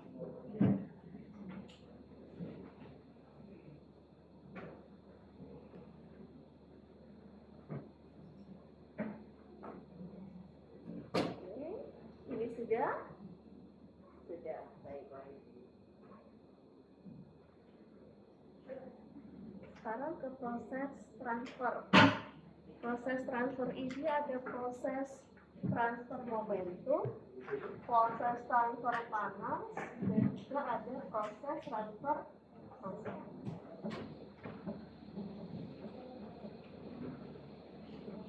Nah, sesuatu bisa berpindah itu pasti karena ada yang namanya driving force.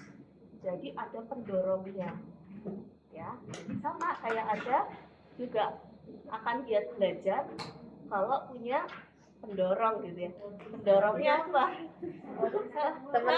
Teman-teman. Oh gitu.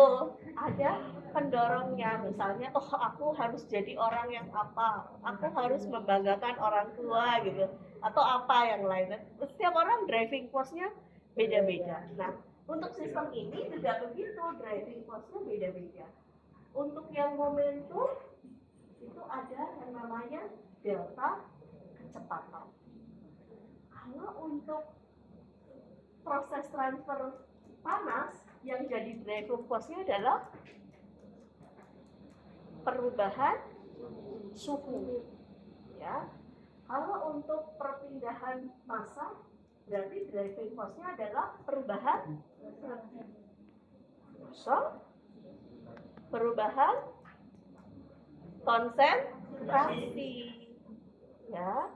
Jadi untuk panas itu ada perubahan suhu, untuk massa ini konsentrasi, ada delta konsentrasi, kemudian kalau untuk momentum ada delta kecepatan.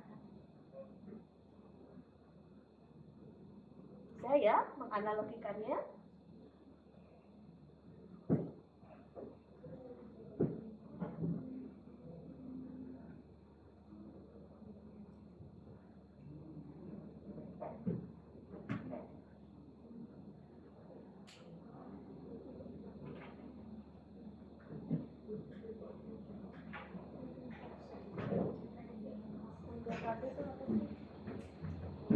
Ini panas, massa, yang atas momentum. Delta T, delta C, delta V. V kecepatan. Bukan V volume ya. Kalau V volume biasanya ditulisannya V besar. Seperti ini. V besar. Tapi kalau V kecepatan biasanya ditulisnya kecil. V kecil.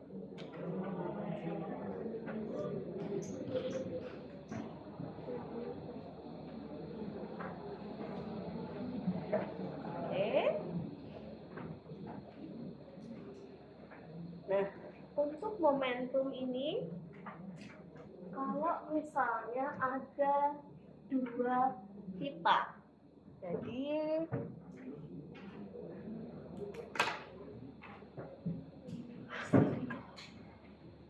udah panas otaknya? Udah. Bagaimana? Kita mau stop? Ya, Mungkin istirahat dulu. Boleh yang mau ke kamar mandi silahkan ke kamar mandi dulu. Ya, yang mau minum kita juga. Ya oke. Kita juga 10 menit. Ya, enggak. Banyak yang beser. Ya, enggak. Ibu mananya Bu? KKT ini nanti bakalan disebarkan di Iya. KKT-nya iya, KKT-nya. Yuk. Saya akan coba untuk bisa masukin ke siakat. Kalau misalnya saya kegedean, nggak bisa saya masukin, saya akan kirim share ke salah satu di Anda untuk di-share ulang ya. Maaf.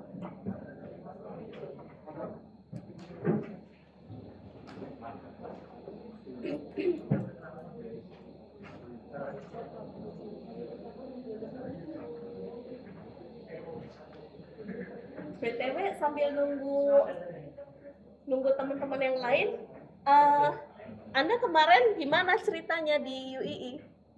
Seru banget Bu. Alhamdulillah enak sekali Ibu. Saya mau bercerita Bu. Gimana? Waktu itu kalau saya kebetulan sekelompok kemarin Aura. Heeh. Nah, yang di Google Classroom itu kan ada revisi judul untuk kurikulumnya sih.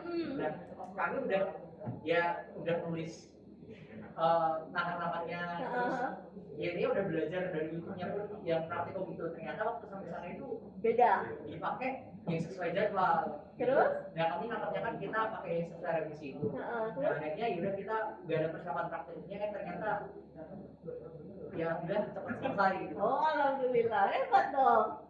Ya makanya kita nggak ngira kalau semuanya nggak ada persiapan tapi bisa cepat selesai. Oh, iya. Pamer ini.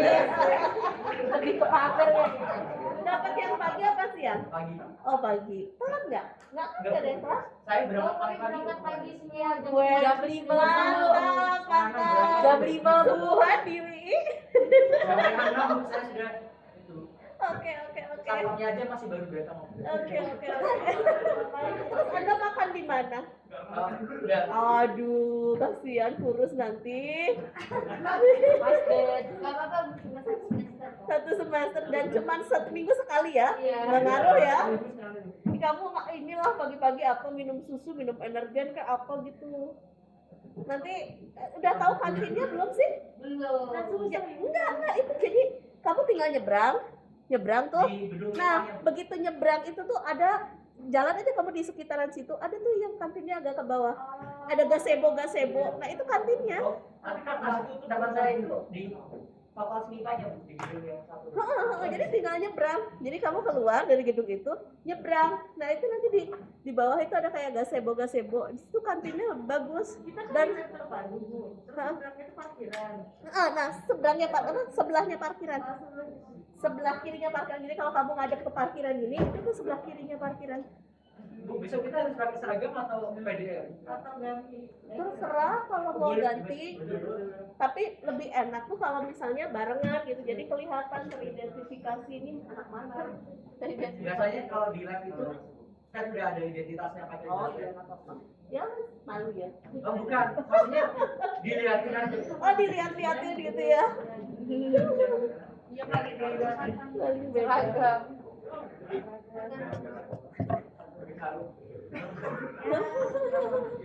Kalau dulu angkatan yang 3 tahun yang sebelum ini kan belum pakai masker tuh. Emang dilihat-lihatin juga. Pada bilang ganteng-ganteng, Bu. Iya. Saya cuma ketawa-ketawa.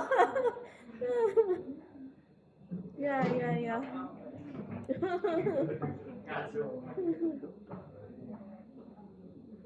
Tapi pulangnya cepet kan? Cuman 2 jam atau 3 jam? Oh, alhamdulillah.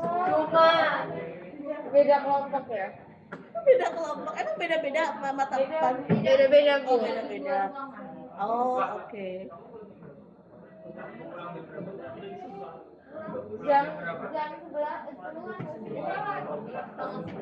setengah 11 soalnya nungguin yang lain kan. Iya. Soalnya kita nungguin yang lain. Tetap siap ya. Kemarin dari WI. Gak apa-apa, kamu belajar tangguh. Besok kalau kamu kerja di Jakarta, terus nanti kontrakannya jauh dari kantor juga nyubuh-nyubuh gitu. Subuh berangkatnya. Macet. Kita nggak bayarin ya parkir ya. Nggak dapat kartu. Nggak bayar. Cuman ini aja sih untuk identifikasi bahwa itu benar motormu gitu. Saya juga kemarin dari rumah jam berapa ya? 6 kurang seperempat. Sampai sana 7:10. Telat. Anda udah masuk, saya baru masuk, tapi belum mulai. Oh, ya, baik. Sudah masuk semua belum? Sudah. Oke. Kita lanjutin ya. Kita mau bahas tentang transfer momentum. Jadi, kalau momentum itu biasanya dituliskannya dengan P kecil, itu sama dengan massa dikali dengan kecepatan.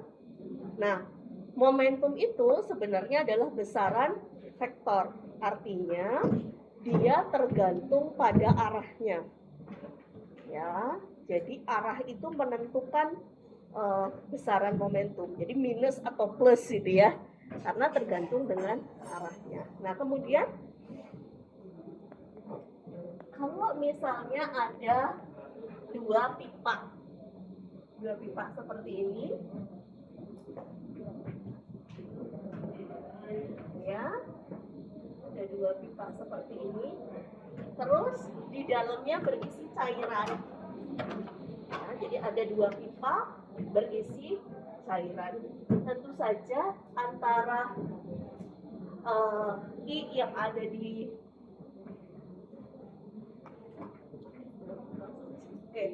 kalau misalnya ini dua pipa, di dalamnya ada cairan, Kemudian pipa yang atas ini digerakin ke sebelah kanan. Ya, digerakin ke sebelah kanan. Kira-kira airnya akan mengalir apa enggak? Bergerak apa enggak? Bergerak. Nah, ketika bergerak, kecepatan yang ada di sini dengan yang ada di bawah ini sama apa enggak? Beda. Jadi ada perubahan kecepatan. Jadi ketika ada dua pipa, pipa yang atas digerakin, itu akan ada perbedaan kecepatan antara yang di paling atas dengan yang di paling bawah. Nah,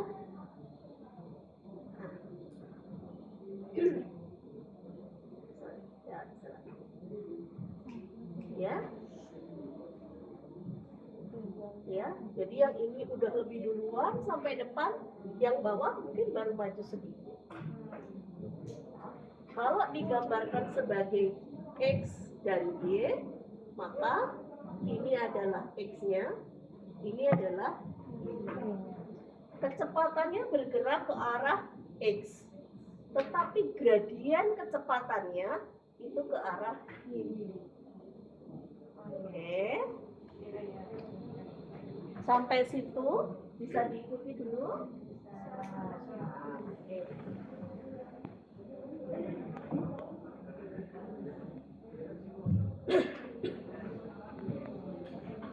Nah, kita lihat persamaan yang sebelah sini. Transfer momentum, nilai F-nya itu tergantung pada sifat fluida dan gradien kecepatan. Gradien kecepatan, ini tadi kita sudah bahas di sini ya. Oke. Jadi Vx itu tergantung terhadap nilai I. Sementara sifat fluidanya itu diwakili dari nilai mu. Mu ini apa? Min mu dikali dvx per dy. Mu itu apa? Dan itu density. Oke, viskositas di situ. Anda sudah bisa menghitungnya, mengukurnya. Ketika kimia fisika, ada nggak ngitung viskositas? Ada, bisa.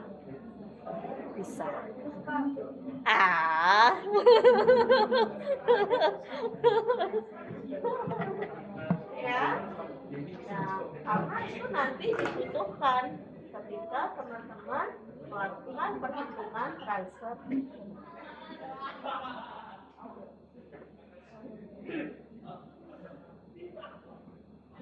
Oke, transfer momentum sendiri itu disimbolkan sebagai tau.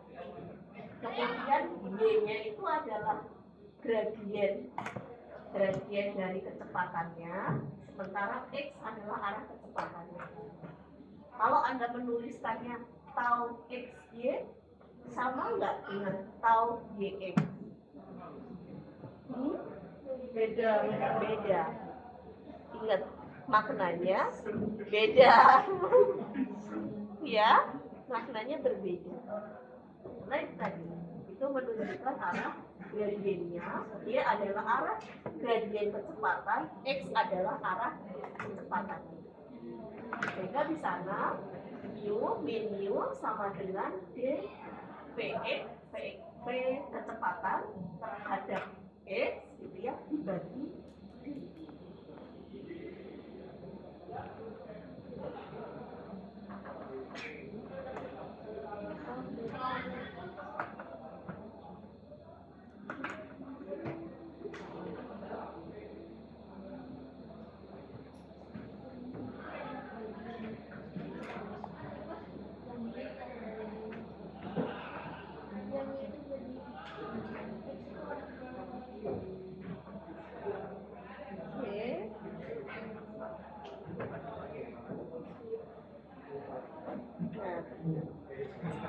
untuk transfer panas. Jadi kalau panas konduksi itu gimana sih? Konduksi, konveksi, radiasi sama apa beda? Kalau konduksi yang di mana?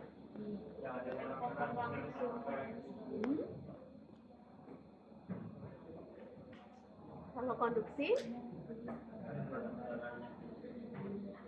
gimana? Perpindahan panas tidak disebabkan gerak mikroskop sendiri. Ya, jadi perpindahan panas yang tidak ada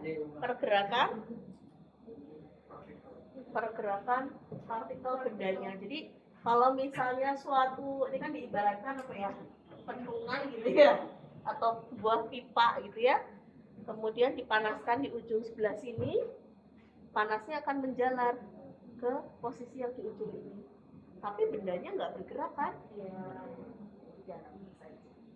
Nah, itu mengikuti hukum Fourier. Nah, itulah. Ayo diingat lagi. Kalau IPA kelas berapa ya? Kelas 2? Nggak ada kelas 2. Kelas berapa? SMA kelas 2? Hah. Fisika, sorry. Nggak ada fisika. Langsung gini aja. Oke. Nah, hukum Fourier sendiri itu untuk heat rate-nya itu Q sama dengan min K dikali A dikali dt per dx. K-nya itu adalah koefisien konduksinya. Oke. Nanti satuannya adalah panas per watt. Sementara untuk Q yang kecil itu adalah heat flux atau heat flux, panas per waktu per luasan. Makanya dituliskannya V sama dengan K dikali dt per dx. K-nya adalah konduktivitas panas.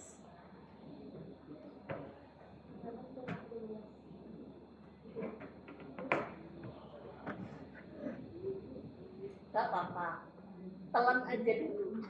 Kalau lupa nanti dibuka-buka lagi. Nanti pada saat kita latihan soal, kamu sudah punya materialnya.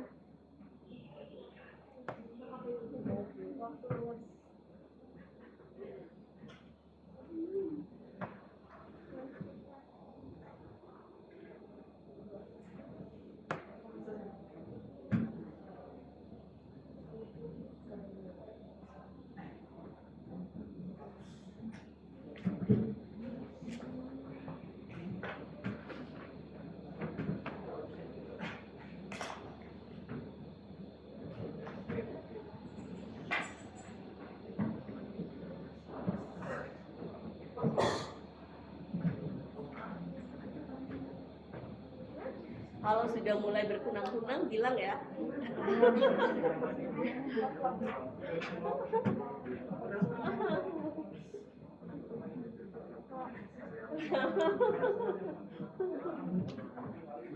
Ya, ya boleh. Silahkan.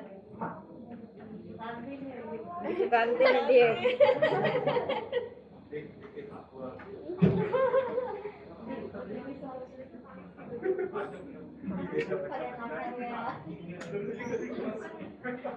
Ya nih Kak, belum bisa sarapan Kak.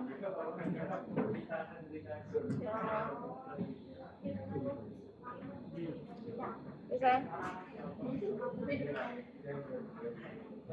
Yuk. Ayo. Tapi kasih kan yang itu waktu apa? Yang luas. Waktu paling luas. Ada eval. Panas waktu jam 1 isinya 2:30. ya.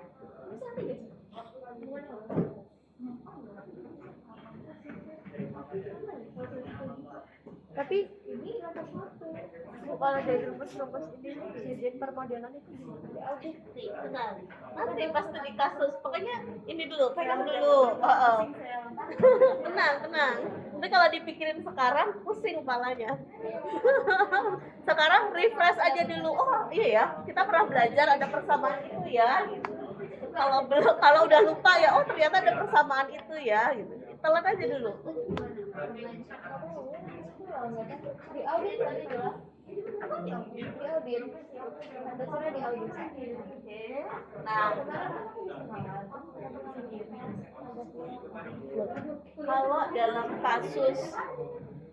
kalau dalam kasus pipa panjang gitu ya, kemudian panasnya di sini, kemudian nanti akan ada pengukuran panas di ujung sebelahnya, maka ini akan bisa dirumuskan seperti ini. Ini sama dengan min K, T1-nya berapa? Jadi T1 pastikan ketika dipanaskan di sini, ini merambat panas ke sana. Panas yang ada di ujung A ini sama yang ada di ujung B sini sama apa berbeda? Berbeda. Makanya kenapa di sini dituliskan yang mana? T1 min T2 karena berbeda.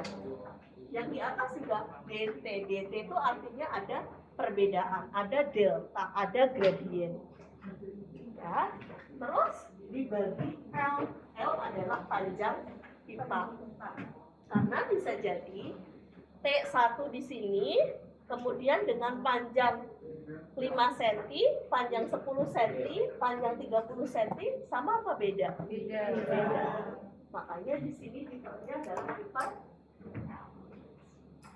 Itu ya logikanya.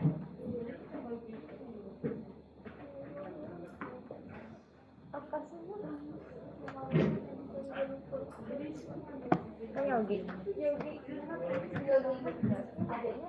Masih bisa ditambahi? Benar.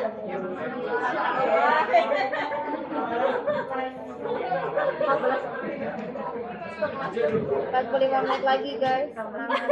Masih bisa ditambah nggak? Kalau nggak apa udah bisa ditambah, yang ini kita lanjut besok. Ya. Oke. Nah. Oke. Biar otaknya gimana?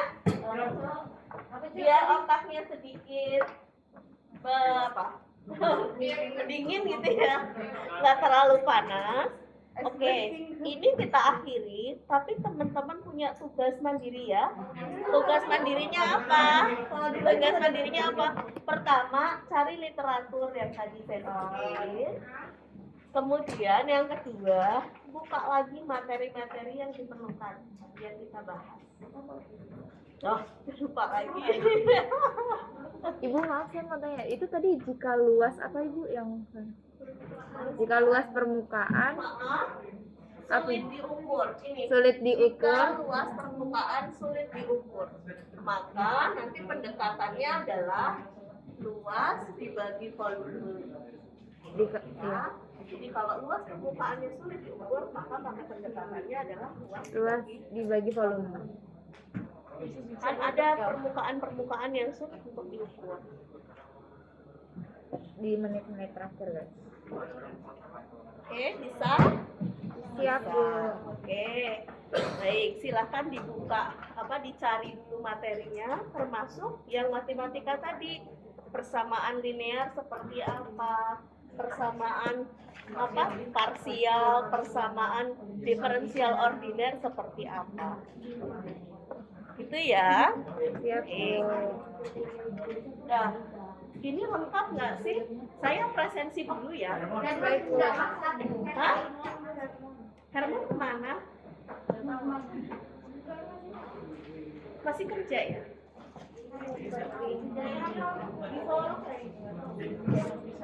Kemarin waktu praktikum masuk. Iya. Ketinggalan grade. Iya, dia nggak berusaha untuk misalnya pindah ke dekat sini itu nggak bisa ya. Belum tahu Bu, kami juga. Soalnya nanti kalau sering begitu nggak akan mencukupi kehadirannya, nggak akan bisa ujian loh. Ya, nanti tolong dipikir. Saya ada udah dewasa, bisa menyelesaikan masalah ya, belajar untuk menyelesaikan masalah. Tapi kalau misal memang Anda tidak mampu untuk menyelesaikan masalah Anda sendiri, Anda boleh berkomunikasi dengan dosen wali. untuk minta pendapatnya seperti apa baiknya. Kalau misalnya ada yang perempuan ternyata tempat tinggalnya sulit, jauh, bla bla bla, mungkin bisa mengajukan untuk tinggal di dormitory. Nah kalau untuk yang laki-laki ya nanti dicari solusinya seperti apa. Entah misalnya di masjid, mungkin kalau yang muslim kan ada tuh, tapi ya memang jadinya nanti tugas Anda bertambah ya, bantuin bersih-bersih masjid gitu, sama adzan di situ. Itu kalau yang muslim. Kalau yang enggak gimana ya, nanti dicari lagi, dipikirkan bersama ya. Gitu ya. Cal, mau kita tinggal di rumah apa Cal? Hah? Kita mau tinggal di rumah apa Cal? Apa sih gas? Oke, berarti ini hanya Herman aja ya. Enggak ya. So, Makasih Bu. Terima kasih.